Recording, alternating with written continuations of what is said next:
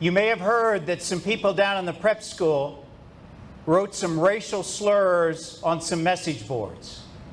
If you haven't heard that, I wanted you to hear it from me. If you're outraged by those words, then you're in the right place.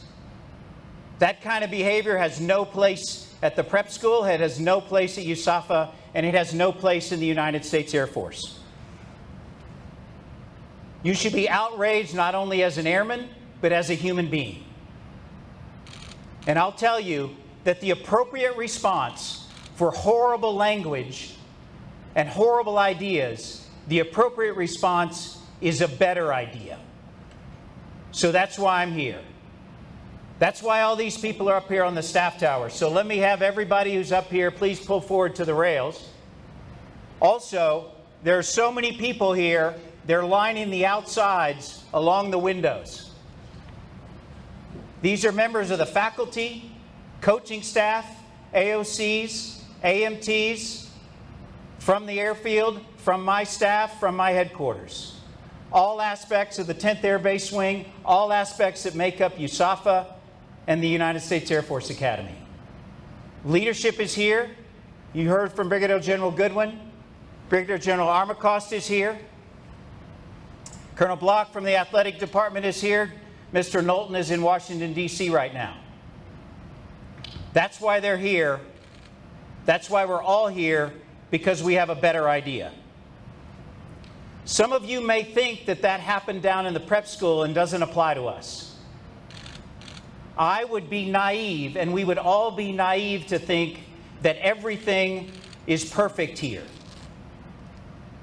We would be naive to think that we shouldn't discuss this topic. We would also be tone deaf not to think about the backdrop of what's going on in our country. Things like Charlottesville and Ferguson, the protests in the NFL. That's why we have a better idea. One of those ideas, the dean brought people together to discuss Charlottesville.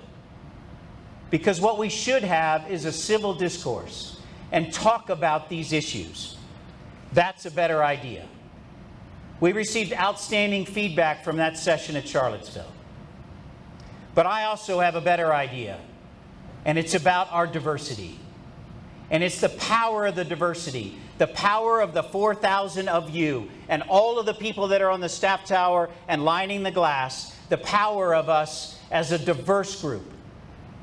The power that we come from all walks of life, that we come from all parts of this country, that we come from all races, we come from all backgrounds, gender, all makeup, all upbringing. The power of that diversity comes together and makes us that much more powerful. That's a much better idea than small thinking and horrible ideas. We have an opportunity here, 5,500 people in this room, to think about what we are as an institution. This is our institution, and no one can take away our values. No one can write on a board and question our values. No one can take that away from us. So just in case you're unclear on where I stand on this topic, I want to leave you with my most important thought today. If you can't treat someone with dignity and respect, then you need to get out. If you can't teach someone from another gender, whether that's a man or a woman, with dignity and respect, then you need to get out. If you demean someone in any way, then you need to get out. And if you can't treat someone from another race or a different color skin with dignity and respect, then you need to get out. Reach for your phones. I'm serious. Reach for your phones.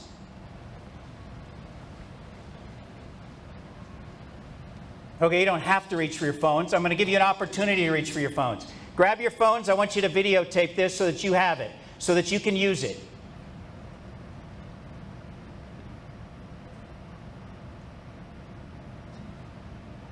So that we all have the moral courage together. All of us on the staff tower, lining the glass, all of us in this room. This is our institution. And if you need it, and you need my words, then you keep these words. And you use them, and you remember them, and you share them, and you talk about them. If you can't treat someone with dignity and respect, then get out.